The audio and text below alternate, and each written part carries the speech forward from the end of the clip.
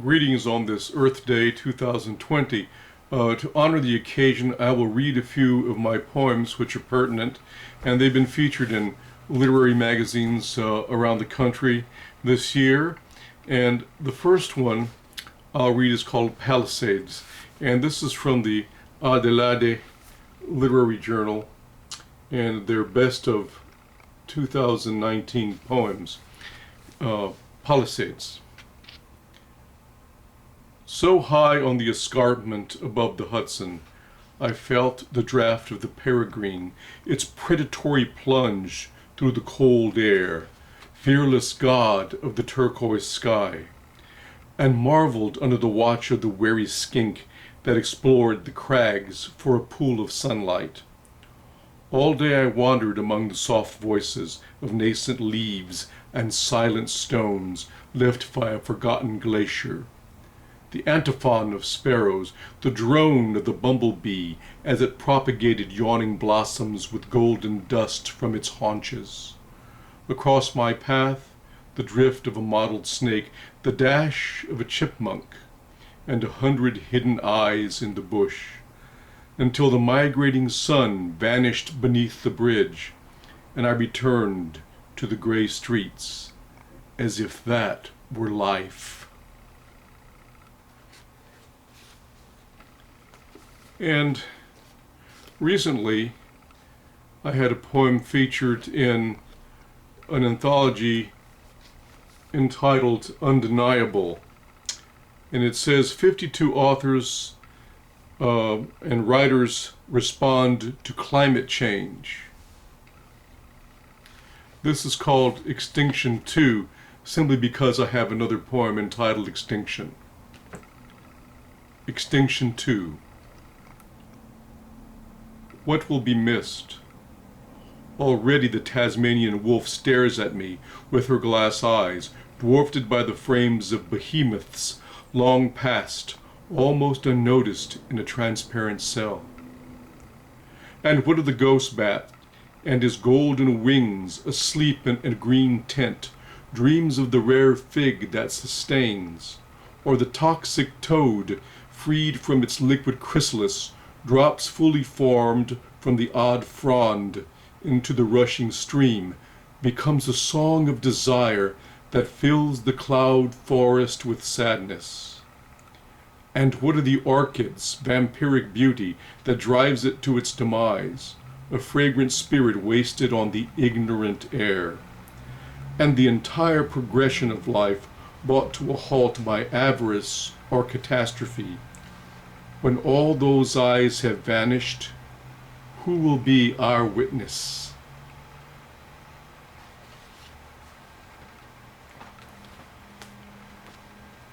And from the Tool Review from California,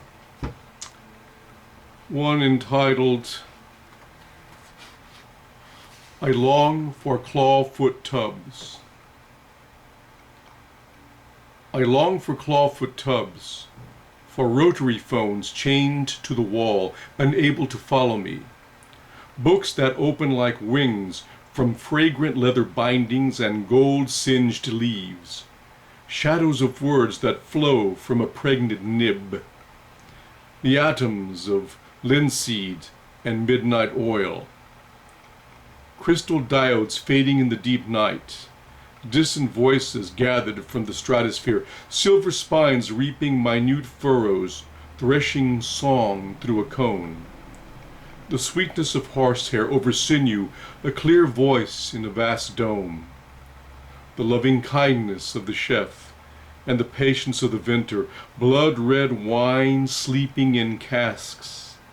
The aria of the mourning dove against the collective of bees, humming in the coarse crowns of the loquat tree, the labia of the rose, and the golden orb weaving its net in the arms of the apricot, denizens of the old sun.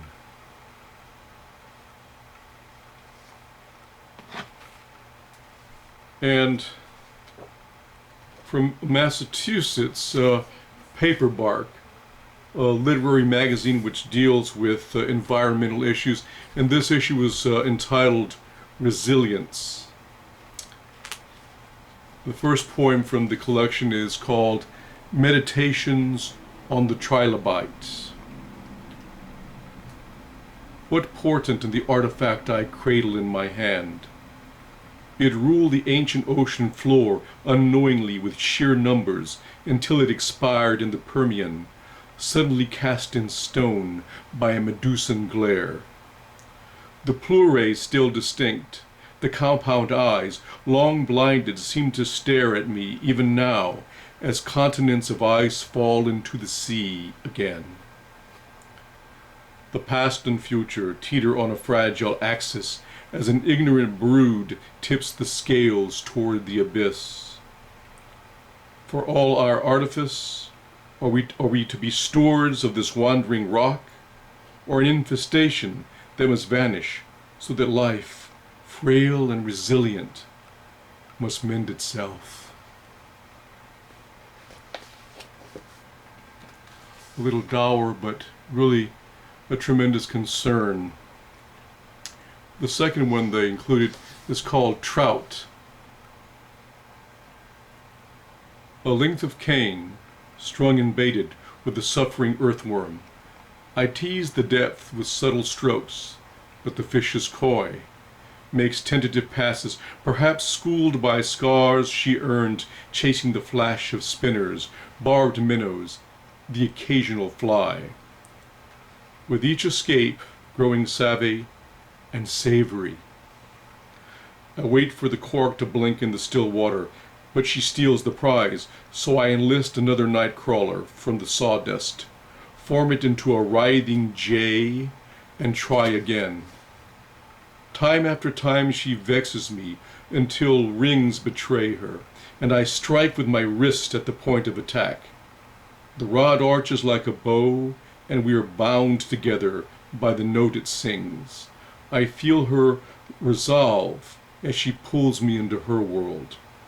I wade in up to my knees, gather the twine carefully, a give and take, a pas de deux, until she leaps into the air in a final pirouette, and I draw her, gasping, to the bank, end our struggle with a blunt priest.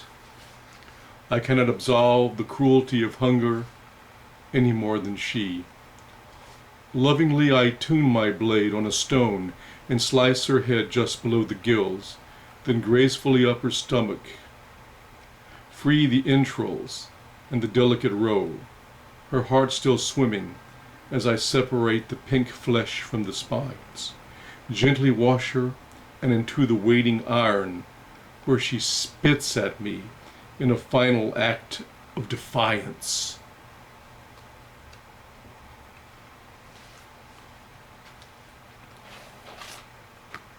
And finally, one from a journal in verse called Poets Reading the News. And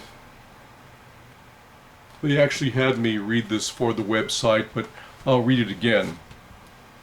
And this one is called Guajajara, which is a region or a native people in northern Brazil who are endangered.